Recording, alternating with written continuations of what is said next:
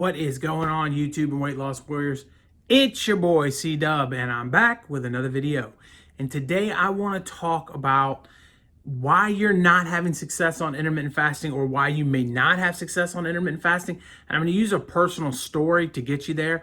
But before we do that, I just want to take 1 second here to say thank you for helping me reach 5,000 subscribers. It is unbelievable to think that I've reached that milestone.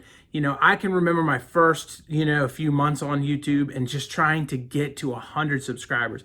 I remember when I got my, 10th subscriber and was excited to have 10 people that were watching me.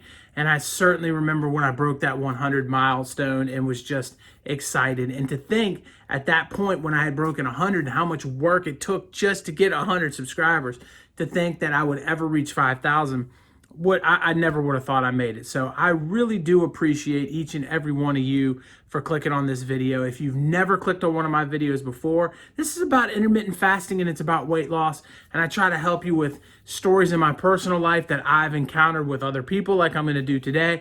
And then the stories of my own journey and what I did to lose weight and the things that I learned along the way. And so that's what it's all about. It's about helping you and your journey. So with all of that stuff said, if you need information on intermittent fasting, this is a great place to be. Hit that subscribe button. And if you've already done that and you're one of the first 5,000, thank you so much.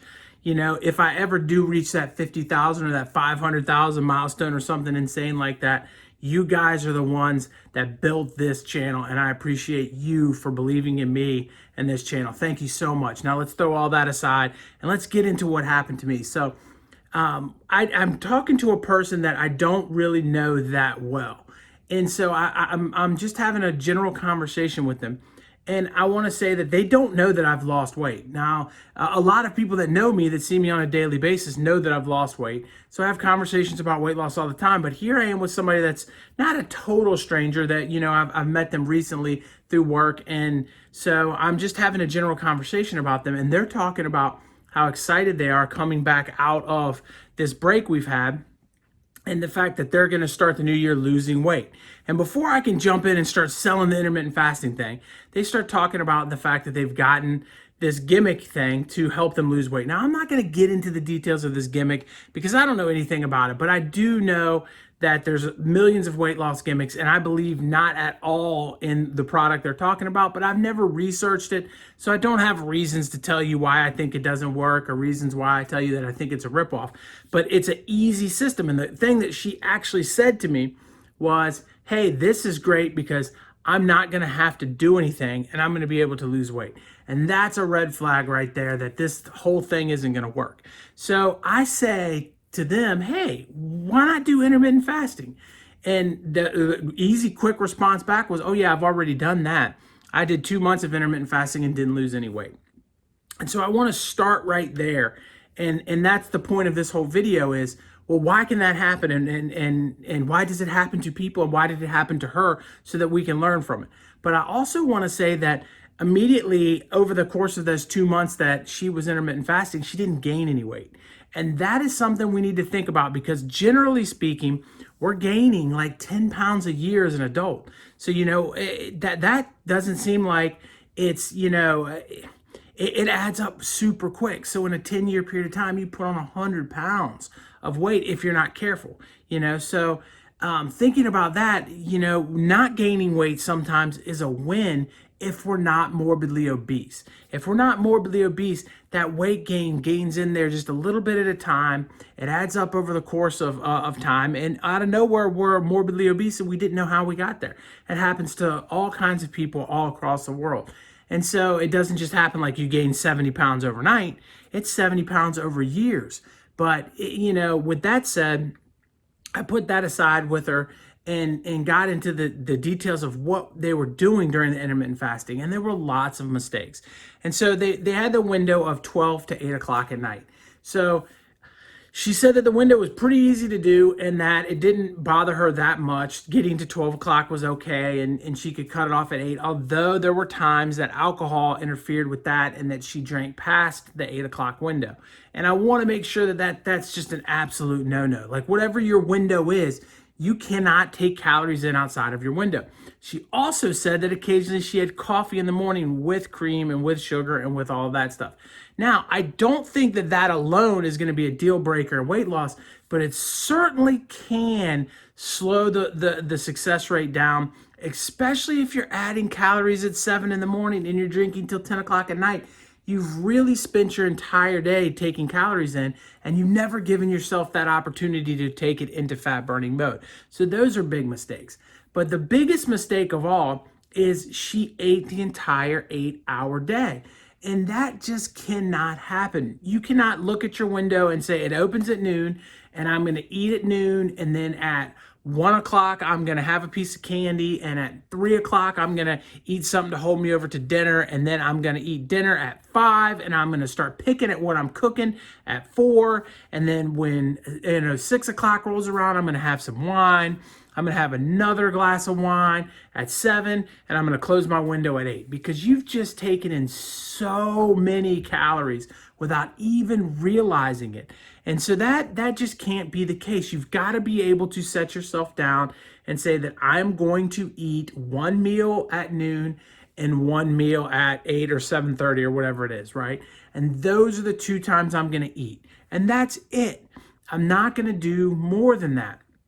It's very, very difficult for people to grasp. The idea here is to limit the amount of intake we're taking, not cramming what we would normally take in a 16-hour day into 8.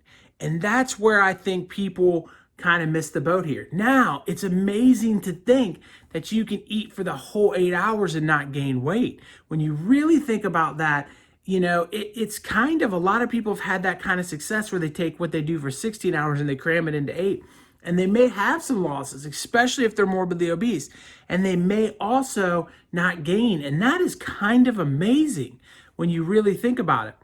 When we're looking at weight loss, this is the key that I think a lot of people around planet Earth are missing the boat here on, is that there is no easy, quick way.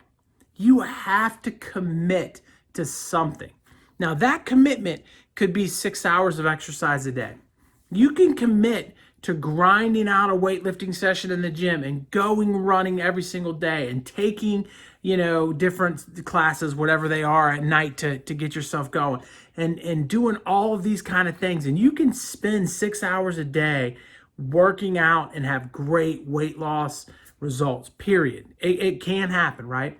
You can count every single calorie of every single thing you eat all day long, and you can eat the entire time you're awake, and you can lose weight. It can happen, and it has happened.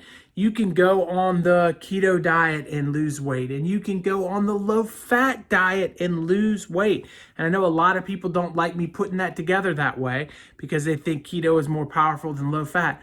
But at the end of the day, both can work when you have a deficit, right? So all of this stuff, and the same goes with intermittent fasting, they're all tools, right? They're all tools to lose weight. But the bottom line is we're culturally set up to eat more than we should eat. In other words, just living in the world today, we have an abundance of food. We have more food. We've processed that food and changed it so that we can keep it on shelf life longer for people to make it more convenient. We've done all of these things with food to make it so that it's relatively available for every single person at all times.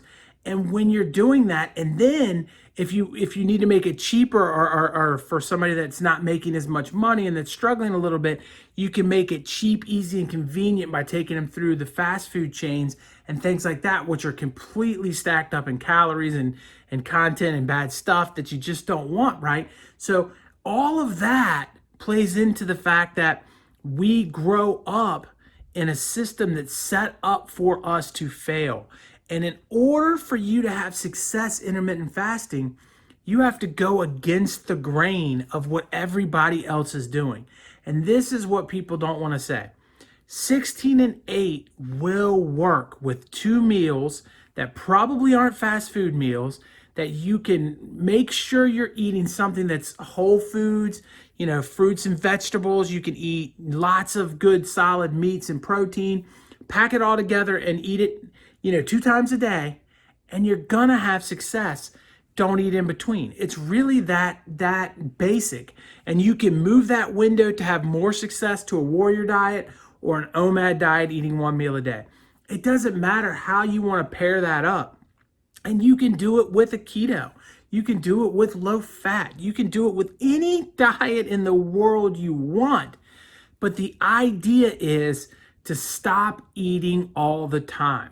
They should change the name of the intermittent fasting diet to the put the fork down diet. You should pick the fork up for 1, maybe 2 hours of the entire day, and that's it. The other time in the day, you should spend doing other things. And once you get a feel for intermittent fasting and you can kind of sway it and move it and not worry about food all the time, you start to realize how much of a stranglehold food has on your life.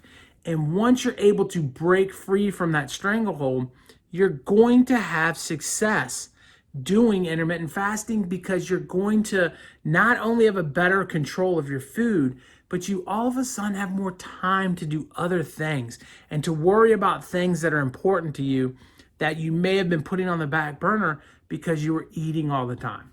So at the end of the day, it really does come down to finding a system that allows you to eat less than you ate before. And people don't want to hear that, but I'm telling you now, there is no easier way to do that than intermittent fasting. There's no easier way to make this happen for you than grinding out intermittent fasting. So if you are one of those people that have never heard my entire story, since I got to 5,000 subscribers, I want to put it right here so you guys can check that out. YouTube thinks you're going to like this one. Click on one of those 2 videos, but guys, right there, my face, click on that and subscribe to this channel. Help me get to 10,000. That's the next milestone. I appreciate each and every one of you. Thank you for being a weight loss warrior and supporting me. Talk to you on the next one. Peace.